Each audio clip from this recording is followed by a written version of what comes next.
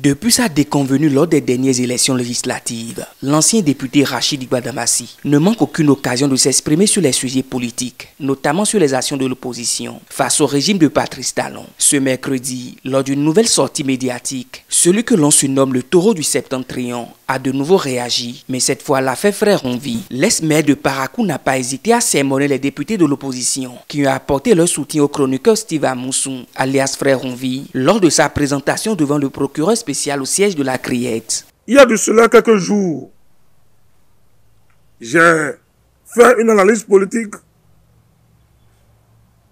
en tant qu'animateur de la vie politique, en tant que leader politique. J'ai dénoncé l'irresponsabilité parlementaire, la myopie parlementaire. J'ai dénoncé la violation du règlement intérieur de l'Assemblée nationale. J'ai dénoncé la violation de la Constitution du 11 décembre 1990 modifiée. J'ai dénoncé le comportement suspect de certains parlementaires de partis de l'opposition. Ces parlementaires, aux responsables, au plus haut niveau des partis de l'opposition, je leur demande un débat contradictoire. J'affirme, je réaffirme, que de fait, de se présenter avec l'écharpe du Parlement, avec l'attribut du Parlement, devant l'institution judiciaire,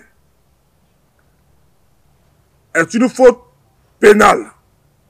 Rachid Gbadamassi a également critiqué le comportement des députés de l'opposition à la Criette, jugeant leur démarche illégale. Il a souligné que ces derniers ont été élus accidentellement et se comportent comme tels. Quand je dis parfois ils sont élus accidentellement, quand je dis parfois ils sont élus par défaut, les gens disent parfois que c'est trop fort.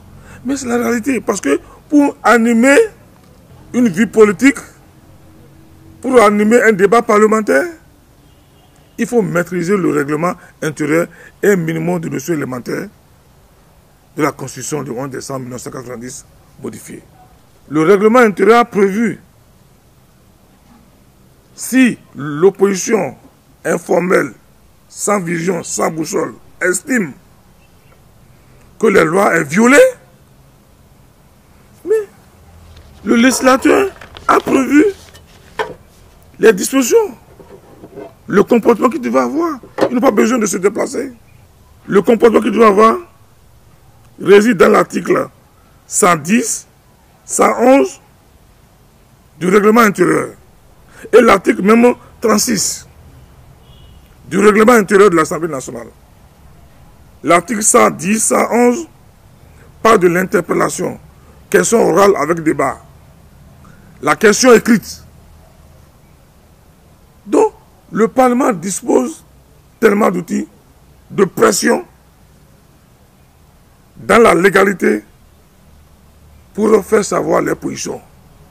Si cette intervention peut sembler s'inscrire dans une simple dynamique d'animation de la vie politique nationale, elle soulève néanmoins des questions. En effet, depuis son éviction des législatives, l'ancien maire de Parakou ne s'exprime que sur des sujets ayant rapport avec l'opposition. Tout ce qui concerne le parti Les Démocrates semble attirer l'attention de celui qui n'hésite pas à critiquer et vilipender un parti dont les idéaux s'opposent à ceux du gouvernement de la rupture. Cette stratégie de Gbadamassi ne viserait-elle pas à séduire Patrice Talon pour regagner une place sur l'échiquier politique? Serait-ce une tentative de regagner les faveurs de Talon après avoir lâché Boni Yayi, autrefois son allié, désormais adversaire politique? Ces interrogations méritent d'être suivies de près. Ce qui est certain, c'est que les mois à venir pourraient apporter leur lot de surprises et de rebondissements dans l'arène politique béninoise, d'autant plus que le climat politique actuel semble calme à moins de 2 ans des élections générales. Wait and see.